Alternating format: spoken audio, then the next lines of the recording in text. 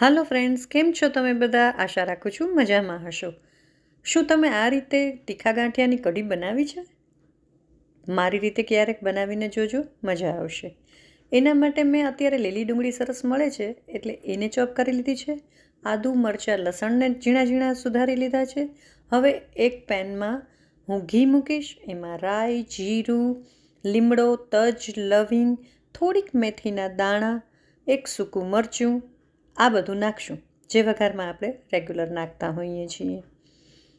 કઢી હોય ને એટલે એમાં મેથીનો વઘાર બહુ સરસ લાગે એટલે એ થોડીક ઉમેરવાની ચપટી.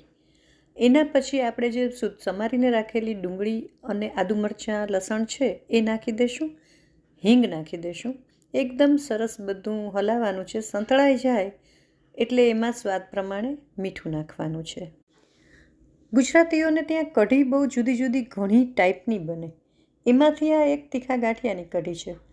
આ જ રીતે તમારી પાસે રતલામી સેવ પડી હોય ને તો રતલામી સેવની પણ કઢી બહુ સરસ બને. બાકી ભીંડા કોઈ પણ સબ્જીની એ બહુ સરસ બને. લીલી ડુંગળીની એ બહુ ફાઇન બને. ઓલરેડી મેં આ ચેનલ પર પહેલાં બતાવી જ છે. જો હવે એકદમ સરસ બધું સંતળાઈ ગયું છે.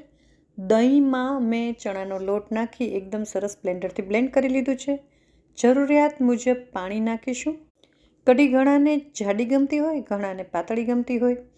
તમારી પસંદગી પ્રમાણે પાણી નાખવું. અને કઢી આની પહેલાં પણ મેં કહ્યું છે, કઢી એટલે એકદમ કઢાયેલી. એને ખૂબ ઉકાળવી પડે. સતત 20-25 મિનિટ, આટલી ઓછી ક્વોન્ટિટી છે ને તો પણ અડધી કલાક મિનિમમ ઉકાળવી. જેટલી કઢી ઉકળે એટલો બધી જ જે સ્પાઇસીસ નાખ્યા હોય એનો ટેસ્ટ એમાં બેસે. હવે ઉકળી ગઈ છે, મારે અહીંયા શરૂઆત થઈ ગઈ છે એટલે હું થોડાક ગાંઠિયા તીખા ગાંઠિયા છે એ નાખી દઈશ અને એને ખૂબ બધી વાર આપણે ઉકળવા દઈશું. ખૂબ ઉકળે છે, જુઓ તમે જોઈ શકો છો કે કેટલી સરસ ઉકળે છે. તમારે આમાં ગળ પણ નાખવું હોય તો નાખી શકાય, મેં નથી નાખ્યું.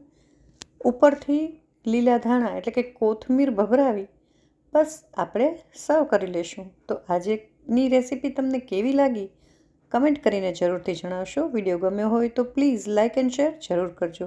મારી ચેનલને સબસ્ક્રાઈબ ના કરી હોય તો એ કરજો. Thank you.